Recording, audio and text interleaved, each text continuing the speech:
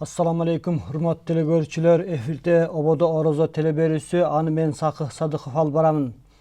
Hurmatly telegörçüler, bugün biz dindegi aşap çabuunun ziyandуулugu je bolsa dindegi aşap çapkandыкtan saktануу деген темада сөз кылабыз.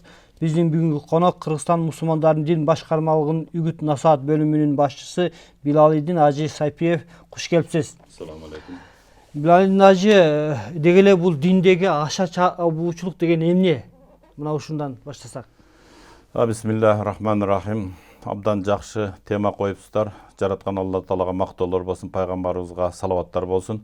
Жалпы кыргыз элиме салам айтып, анан үстүбүздөгү тутуп жаткан орозоңуздар менен куттуктап кетемин. Кылып жаткан салих амалдарыңыздарды, орозоңуздарды кабыл кылсын, ифтарларды Алла Таалам кабыл кылсын, таравих намаз, Куран катымдарды, ошо орозодо негизи кылынып аткан бардык сооп иштерди Алла Тааламдан сурайм сиздерге кабыл кылсын деп.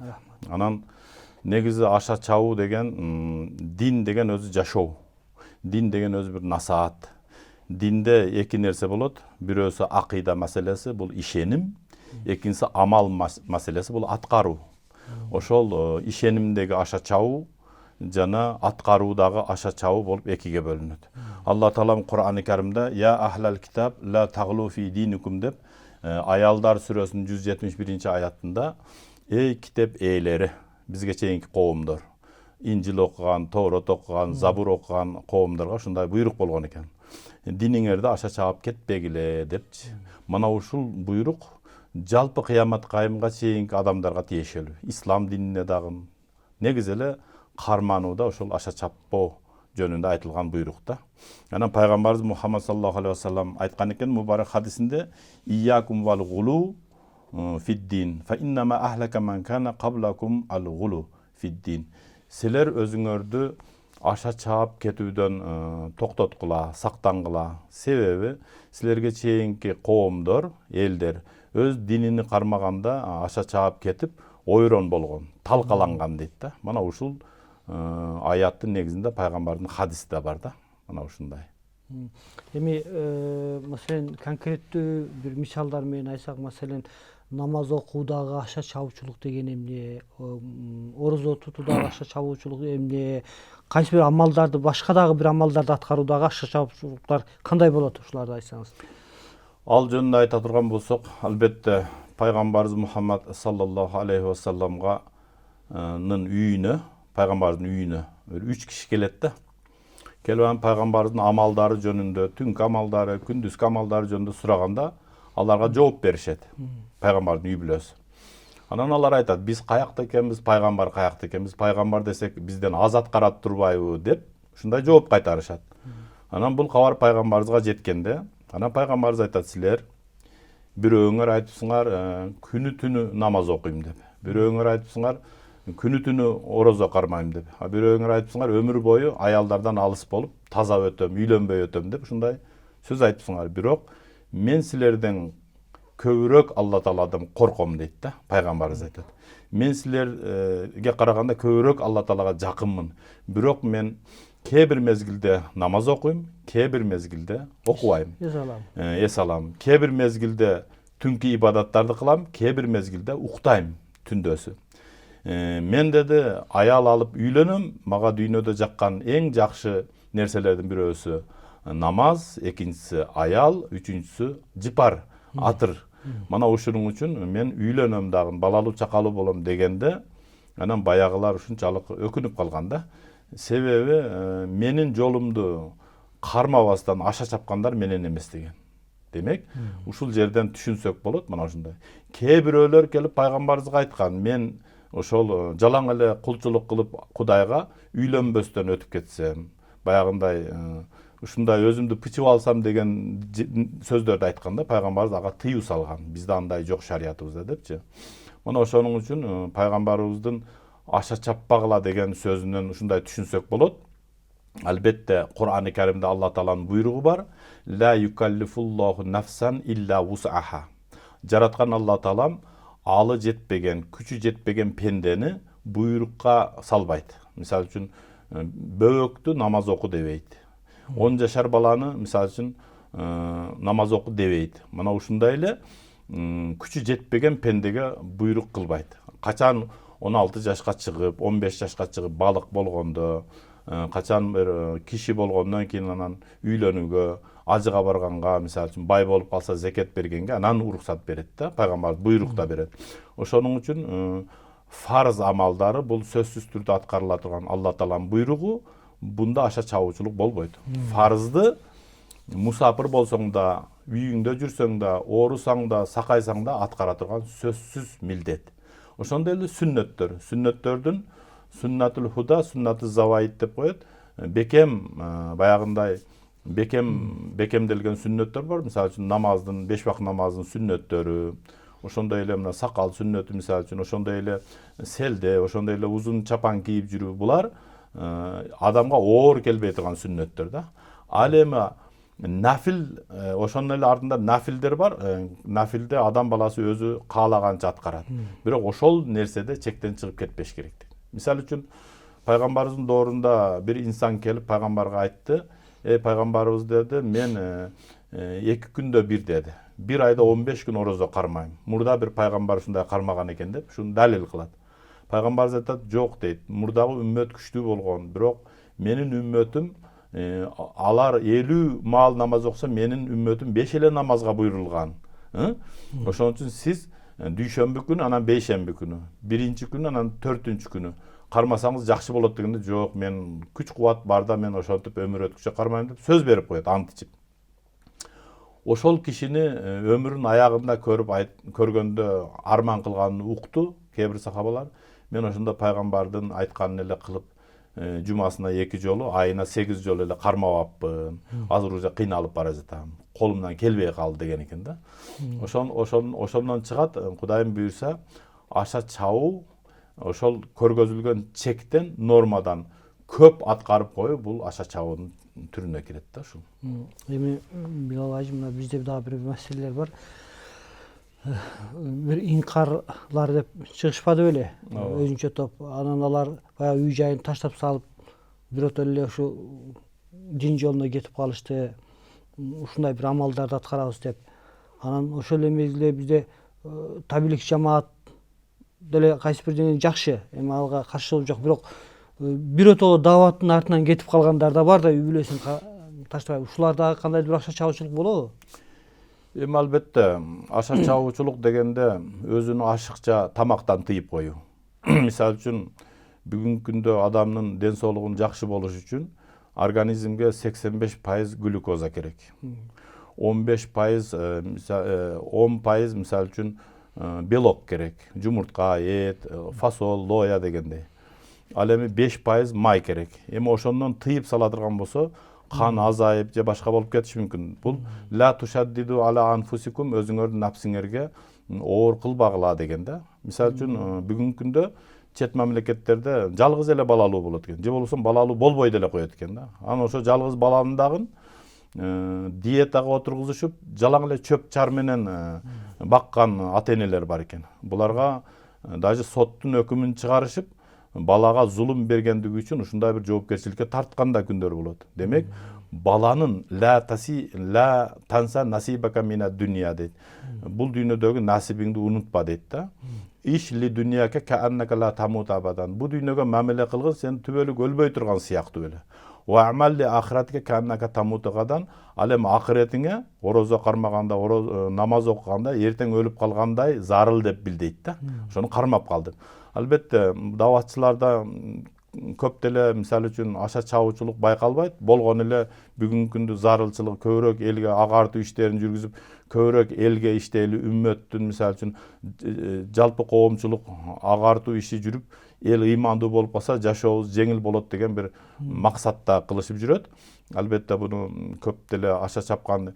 Эми аша чапкан дегенде инкар мисалы үчүн инкар дегенде бүгүнкү күндө мектепте окутканда балам бузулуп кетет, болбойт деген мисалы үчүн. Же болбосо прививка алдыра турган болсом бул болбойт. Же болбосо болбойт деп отуруп, мисалы үчүн аялын деле мисалы кайын журтуна жүгөрбөй коюп болбойт депчи, мына ушул нерселер негизи шариятка түп келиш керек. Мисалы үчүн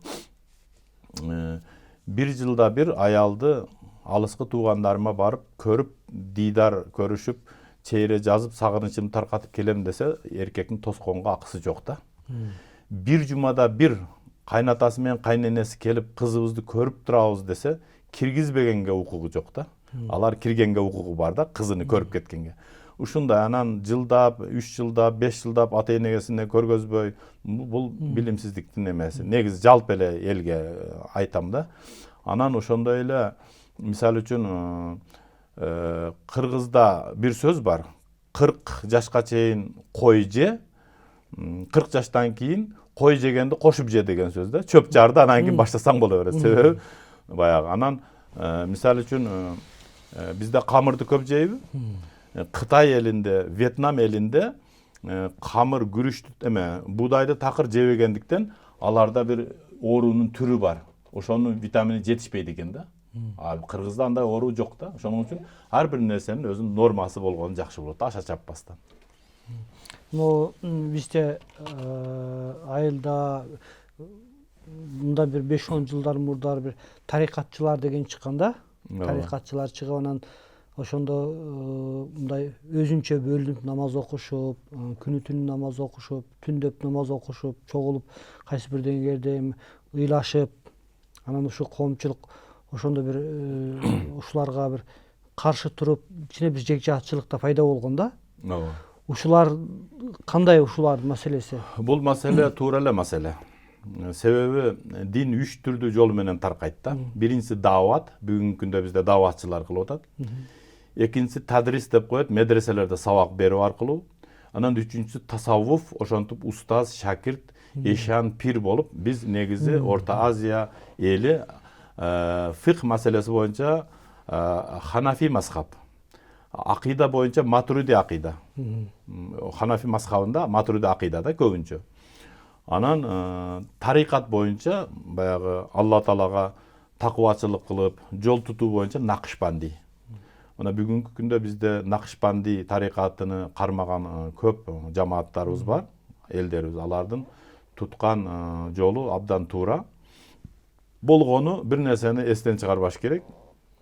Пири камыл болуш үчүн, толук устаз болуш үчүн шариаттын бардык багытынан илимге дасыккан, канган ушундай аалым болуш керек. Ээрчитүүчүсү, устазы. Эгер андай болбосо, бул шариатка эмне кемчилик келип калышы мүмкүн да. Ошон үчүн албетте бизде бүгүнкү күндө илимдүү тарикатты кармаган устаздар бар. Чоң кала берсе чоң устаздарыбыз деле ошондой бир чоң устаздардын колун кармап, ошолордун жолунда жүрөт. Бул абдан жакшы нерсе.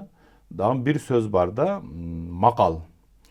Мен тасаввафа биля тафаккухин факат тазандака, ва мен тафаккаха биля тасаввуфин факат тафассака деп. Бир адам фикх илимини, шариаттын өкүмдөрүн абдан жакшы билди, бирок такыбачылык, тарикат жолуна түшпөсө, ал маалыматы бар эле, баягындай шариатты ушундай бир тарикат, такыба жолуна түшпөгөн үчүн бузуп коюшу мүмкүн дейт да. Боло берет да, биякта илим болгону менен такыбачылыгы жок да. Ал эми бир адам өтө эле такыба болуп тарикат жолуна түшүп кетти, бирок фикх илими жок. Бул дагы бир шариатты бузуп коюшу мүмкүн да. Мана ушундай эме бар. Демек адамда шариат илими да болуп, тарикат илими да болсо, анда нур үстүгө нур болот да, баягы. Эки калактуу кемеге окшош болот да. Демек диндеги чектен чыгуучулук бул ошол дин илимини жакшы түшүндүрбөгөндүктөн улам болот десек болобу? Ошондой болот. Мисалы үчүн тарикат илиминде устаздардын берген вазифа деп коет, тапшырмалары бар. Оор деле эмес, мисалы үчүн эрте менен 500, кечинде 500, күнүгө 1000 жолу Алла Тааламды эске алып, зикир кылып, тил менен, дил менен деген бул абдан жакшы нерсе. Элибиздин бардыгы ошого өтсө жакшы болот. Жем баягы телефон ойноп, интернет көрүп отургандан көрөчү. Анан мына айрыкча мына биз кыргыз элинде ушул балким динге эч тиешеси жок маселелерди дагы динге айлантып алган учурлар болот да. Маселен мына мүрдө көмүүдө, мисалы өлүк көмүүдө дейли, абдан бир салт санаалардын көбөйүп кеткендиги. Ооба. Маселен ошол союштар, дасторкон жайуу, ушулар кандай ушул Динге тиешеси барбы, жокпу? Же диндеги аша чабуучулук десек болобу ушундагы? Ошол динге кирип калган аша чабуу десек болот да. Мисалы үчүн жаназа намазда 3 күнгө чейин ошол үйдө тамак бышырылбайт. Кошуналар жана тууган урук келип ошолорго көчөсүн берип, баягы эмесин берип туруш керек, тамагын берип туруш керек.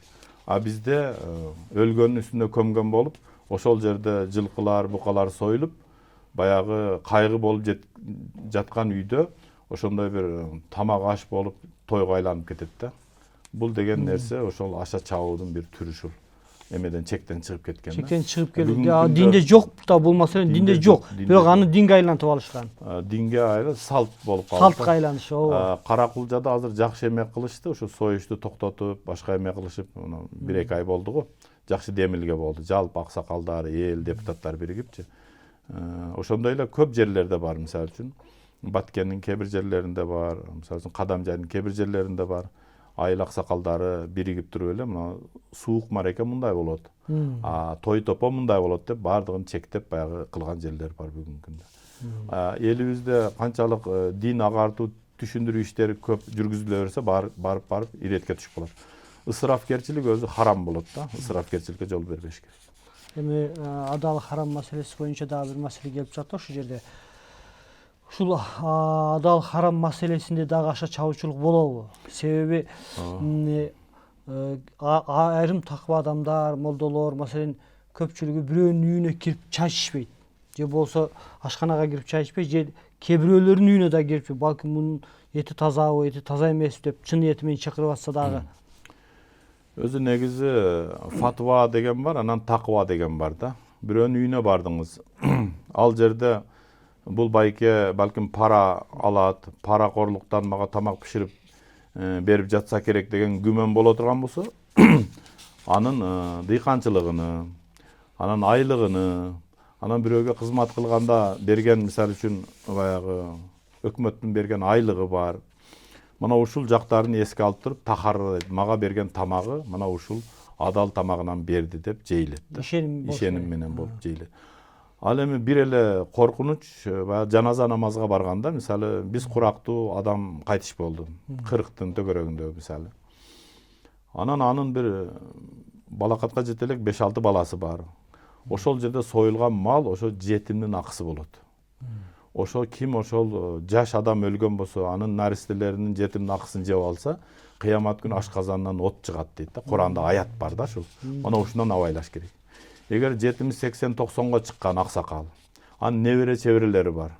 Анын бир туугандары бар. Эгер бир туугандары келип такыр мурас албай турган кишилер, дос жарлары келип, же айыл ынтымагы келип, союп тамак берген болсо мусапырларга, буну жегендин өкүмү тиги жетимдикин жегенден жеңилирээк болот да. Бул дурус болот.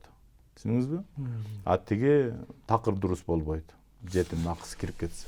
Ушундай бир учур болгондо бир үйгө барса, ошо магазини бар экен, анан магазини аркылуу өтүш керек экен. Анан ошонун өтүп кетип атса, ал киши магазининде арак сатат экен.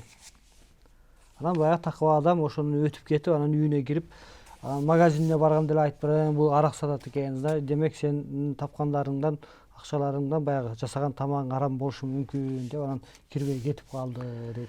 Ушул кандай болот? Эми мындай да, бир жигит келип суроо берет. Мен 5 бармак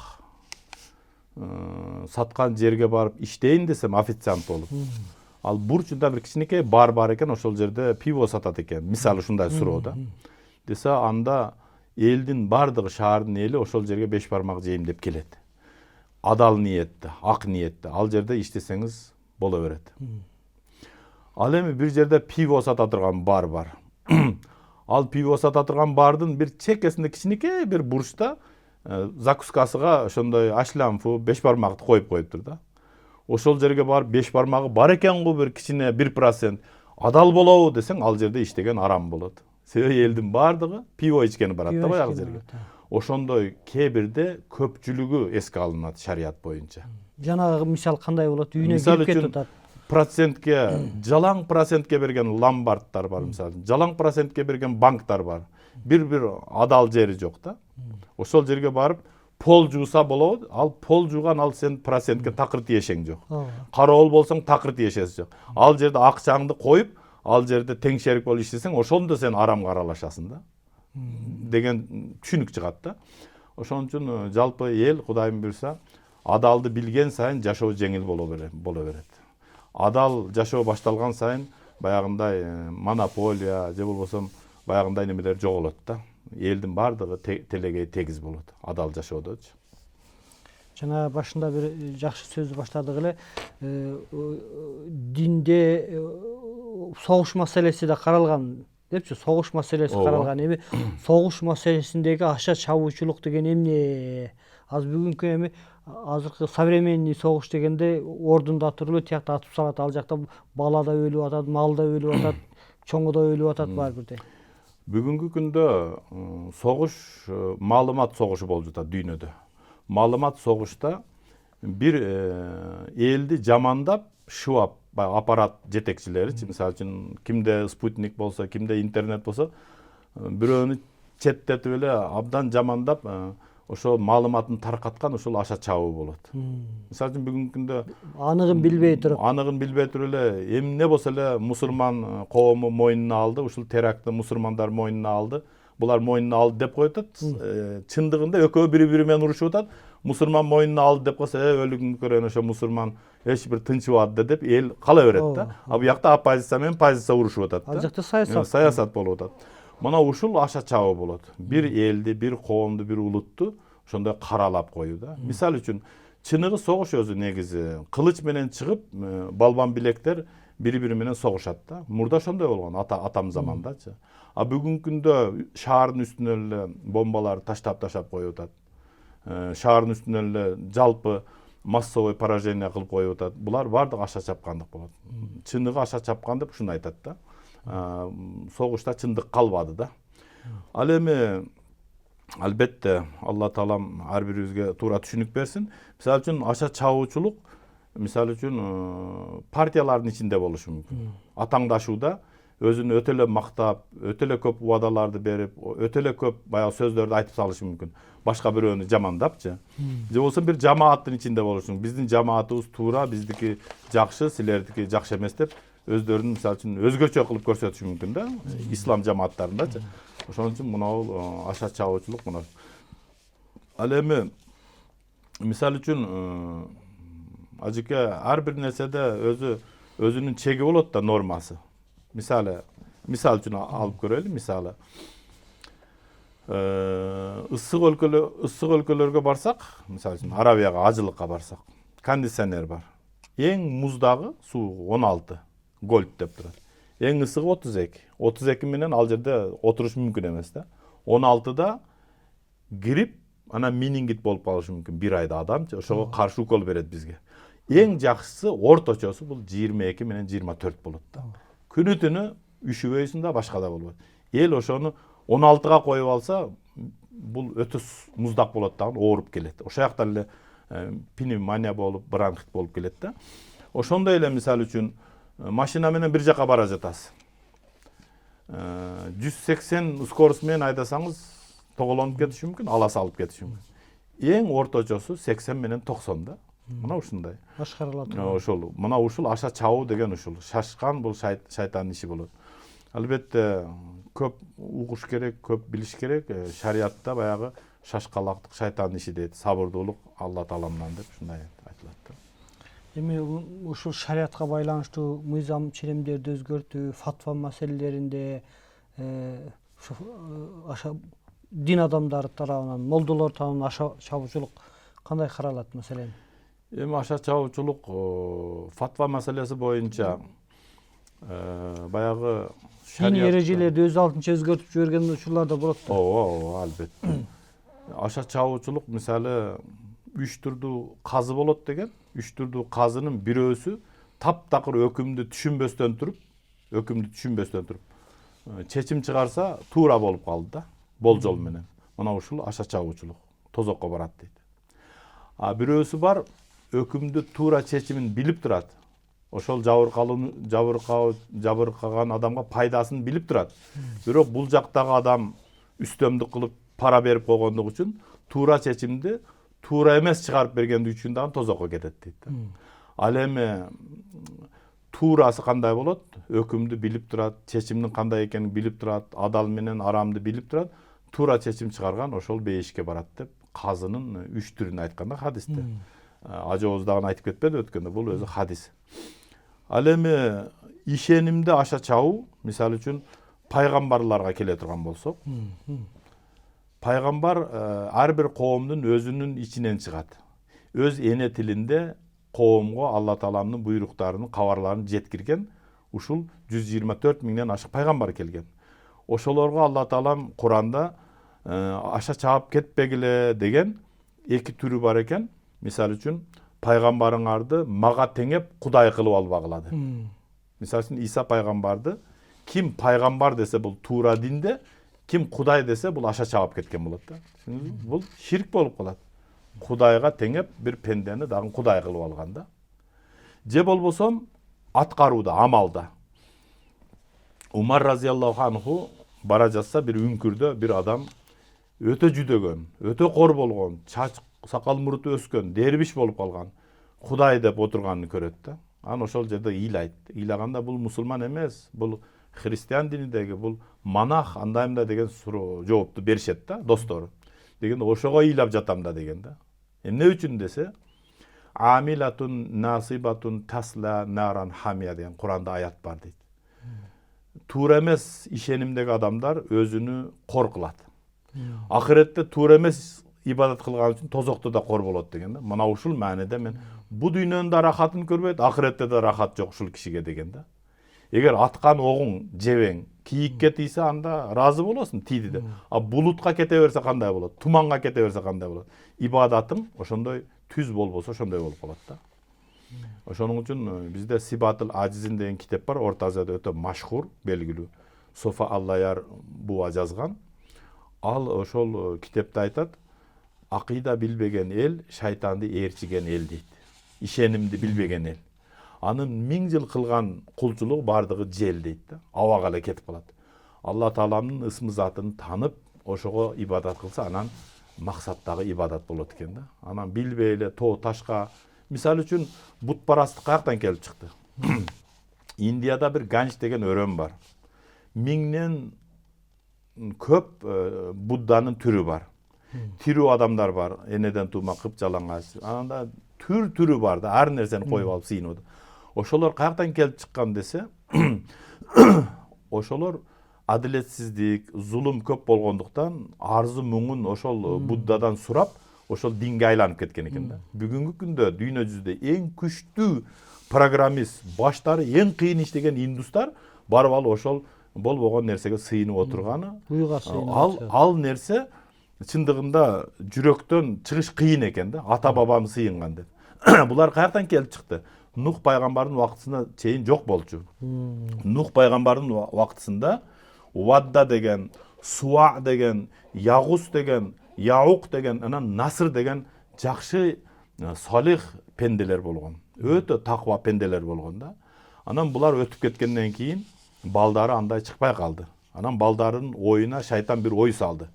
Ошо 5 чоң атаңардын өзүдөй кылып эстелик тургузуп койгула деди да. Анан булар эстелик тургузуп коюп, өздөрү да өтүп кетти. Анан неберелери келди дагы, Кудай деген ушул болот турбайды. Анан Яукка, Насырга, Ягуска сыйына башташты да. Ошол күндөн баштап мына бутпарастык дүйнө жүзүндө өзү буддизм дини пайда болуп калды да. Мына ошонун үчүн бизде ошол ааламды жаратуучу, чыныгы жаратуучу Алла Таалага болот. Мисалы үчүн жаратуучу дегенде бир эле затка тиешелүү да. Бизде мынау жашоодо дагы бир аша чабуучулук бар да. Аны мен сиздерге түшүндүрүп айтып берем азыр. Мисалы үчүн бир пенде. Бул пендени көрсөтүп, ушунун колдон эчтеке келбейт.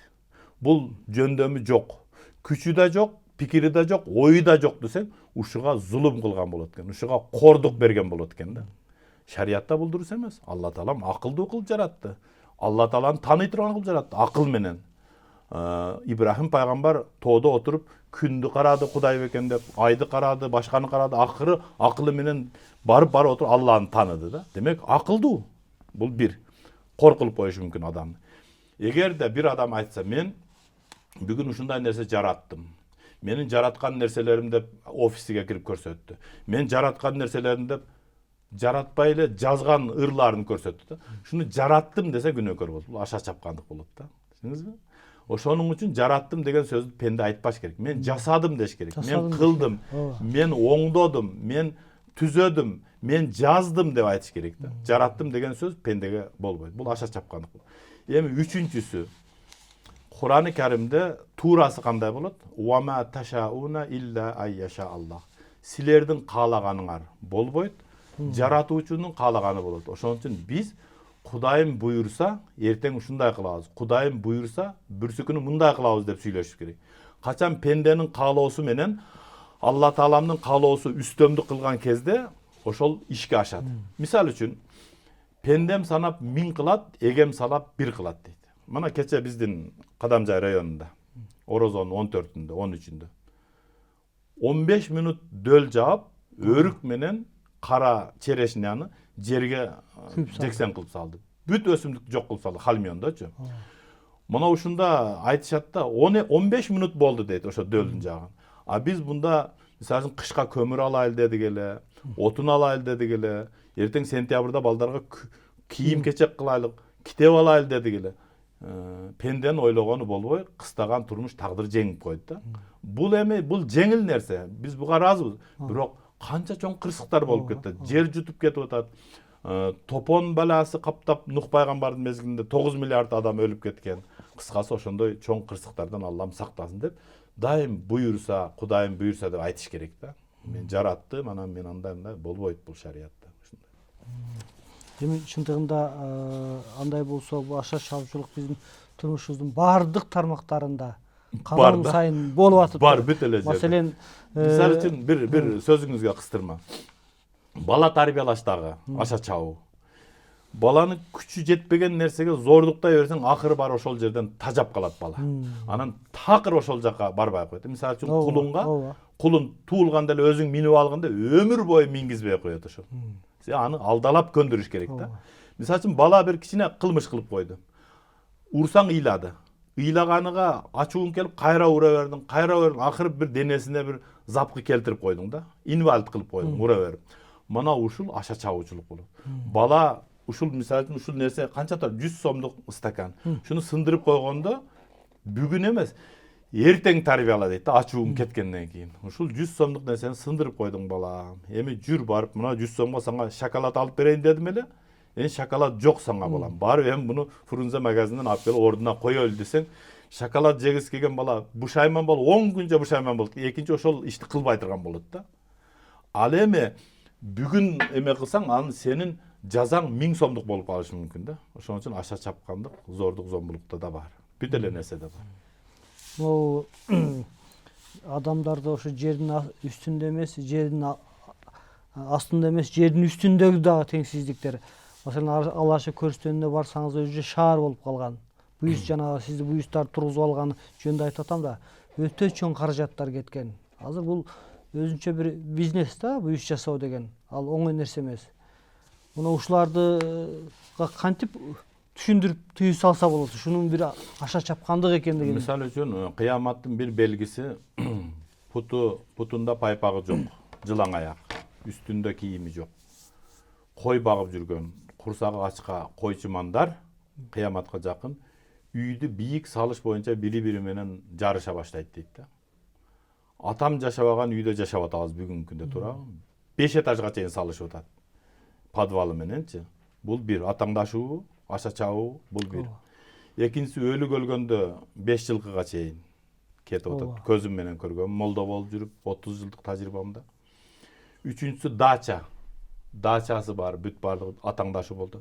4-үнчү машина боюнча. 5-инчи мүрзө куруу боюнча. Ушунун бардыгы бидият болуп, бидият. Анан барып туруп ширкке айланып кетет экен. Мисалы үчүн бидият дегени мүрзөнүн үстүнө мечит курду. Мүрзөнүн үстүнө бир эме курду, кабыр курду. Кабыр курду, анан ошол жерге барып анан намаз окуй баштады. Намаз окуп башта барып анан кийин ошол жерде жаткан адамдардын арвахынан колдоо, ошол жерден tilөө ошол башталды да. Биринчи бидият болуп барып анан ширкке айланып кетет да.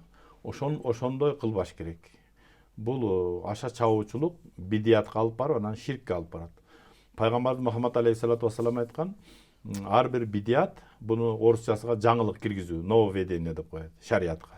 Ал адашууга алып барат, ар бир адашуу тозокко сүйрөйт деген да. Ошоның үчүн шариаттын чегинен чыкпай кылган жакшы болот. Бүт нормасы менен.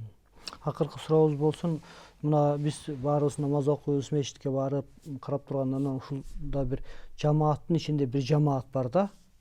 Азан айтса туруп турат, намаз окуганда башкача окуйт. Анан имамга муюп окуйт намазды, бирок ал салам бергенден кечигип салам берет өз алдынча. Анан көбүнчө ушу пайгамбарыбызга салават айтылган мезгилде алар колдорун көтөрбөйт же салават айтпайт. Ушулардын жолу кандай булар? Булар дагы мазхаб деген сөз мисалы Мазхабпы же өзүнчө бир агымбы? Мазхаб. Булар көбүнчө мына бул Ханбали мазхабында, Саудияда мисалы Ханбали мазхабында көпчүлүгү мисалы үчүн дуада колун көтөрбөйт. Курандан намаз окуп бүткөндөн кийин туруп кете берет. Сүннөтүн деле окубайт мисалы үчүн ушундай. Пайгамбарга салават айтпайт. Ошол акыркы 20 жылда ошол чет өлкөнүн таасири. Мисалы үчүн бизде калыптанып калган негизи 3 дуа менен чыгат да намазданчы. Имам менен бирге салам берет, бирге турат. А бизде имам инсаатыл муктади фи вактыл кыраатыл имам, артында уюган кишилердин имам кыраат кылып жатканда унчукпай угуп туруштары важип болот. Себеби Куранда анситу деген буйрук бар да. Бирөө Куран окуп атканда силер унчукпай тургула дегенчи. Ошондой эле булар кошулуп окуй берет. Имам менен биргеликте артта шууралап, угуп турсаң жаныңда шууралап окуй берет да. Себеби кыраат парз деген, ар бир адам өзү окуш керек деген ишенимде да. Анан имам толук эки жака салам бергенден кийин анан салам берет, мисалы үчүн. Кыскасы ушуга окшогон анча-мынча айырмалар бар. Булар фуру деп коет. Фуру деген сөз шариаттын тамырында эмес, өзөгүндө эмес, балким жалбырак менен мөмөсүндө. 12 айырма бар, ага кыжалат болуштун кереги жок. Билалдин ажы абдан кызыктуу маек куруп бердиңиз. Сизге Аллах Таала разы болсун. Ыраазычылык билдиребиз. Рахмат.